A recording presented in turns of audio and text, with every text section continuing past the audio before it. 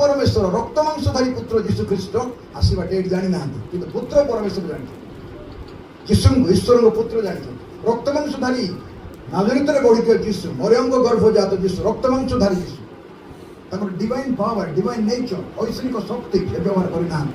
ଏଥିପାଇଁ ଯାହା ବି କଷ୍ଟ ହେଲା ତାଙ୍କ ହାତରେ କଣ୍ଟା ବଜାର ତାଙ୍କୁ ବତେଇଦେବେ, ଚାବୁକରେ ମାରି କେତେ ବତେଇଦେବେ। କିନ୍ତୁ ଆପଣଙ୍କୁ ବତେଇବେ ଗୋଟେ ଆପଣଙ୍କୁ ଯେମିତି ଲାଗୁଛି ଯୀଶୁକୁ ସେମିତି ଲାଗୁଛି, ଯୀଶୁକୁ ଯେମିତି ଲାଗୁଛି ଆମକୁ ସେମିତି ଲାଗୁଛି। ତାଙ୍କୁ ମୋର ଭୋକ ହେଉଥିଲା, କେମିତି ତ ଶୋଉଥିଲେ, ତାଙ୍କୁ ହାଲି ହେଇଯାଉଥିଲେ, ବିରକ୍ତି ହେଉଥିଲେ।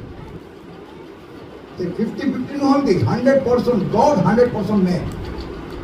ଆଉ ଏଥିପାଇଁ ଆମେ ଦେଖିପାରୁଛୁ ଈଶ୍ୱର ତାଙ୍କୁ ଅଭିଷିକ୍ତ କରେ। ମା ମରିୟମ ଅଭିଷିକ୍ତ ହେଲେ। ଭିତର ଝଉଣ ଯାକବ କ'ଣ ଆଶ୍ଚର୍ଯ୍ୟକର୍ମ କରୁନଥିଲେ କି? ଭିତର କ'ଣ ପାଣି ଉପରେ ଚାଲି ନଥିଲେ କି? ଚାଲିଥିଲେ କି ନା? ଚାଲିଥିଲେ। ଯୀଶୁ କହିଲେ ତମେ ଗାଁକି ଯାଇ ସୁସ୍ଥ, ତମେ ସୁସ୍ଥ କର ଲୋକମାନଙ୍କୁ, ମୃତମାନଙ୍କୁ ଉଠା। ଯୀଶୁ ଉଠେଇଥିବ ମଧ୍ୟ, ଯଦି ରେକର୍ଡ ନଥିବ। ସତୁରୀ ଶିଷ୍ୟ ଆସି କହୁଛନ୍ତି ପ୍ରଭୁଙ୍କୁ, ଆଜ୍ଞା ଆପଣଙ୍କ ନାଁରେ ତ ଭୂତମାନେ ମଧ୍ୟ ଆମର ବସିବେ। ଯୀଶୁ କହିଲେ କ'ଣ ପାଇଁ ବାବା ଏଥିରେ ଆନନ୍ଦ କରୁଛୁ, ଭୂତମାନେ ବସିବେ ତ ବୋଲିକି ତମ ନାଁ ସ୍ୱର୍ଗରେ ଲେଖା ହେଇଛି। ସତୁରୀ ଶିଷ୍ୟଙ୍କ ନାଁ ବାଇବେଲରେ ଲେଖା ହିଁ ନାହିଁ, ତାଙ୍କ ନାଁ ସ୍ୱର୍ଗରେ ଲେଖା ହେଇଛି। ପ୍ରେଜ୍ ଦ ଲର୍ଡ। ତମକୁ ମତେ କିଏ ନ ଜାଣିବା ଦରକାର, କିଏ ବି ଜାଣିବା ଦରକାର, କିନ୍ତୁ ନାଁଟା ସ୍ୱର୍ଗରେ ଥିଲେ ନା। ପ୍ରେଜ୍ ଦ ଲର୍ଡ। ଜୀବନ ପୁସ୍ତକରେ ନାଁ ଥିଲେ ଯଥେଷ୍ଟ। ଆମକୁ ଜାଣ କି ନ ଜାଣ ଏତେ ବଡ଼ ପୋଷ୍ଟ ବି ଦରକାର ନାହିଁ, ଫଟୋ ଫଟୋ ସକାଳେ ଦରକାର।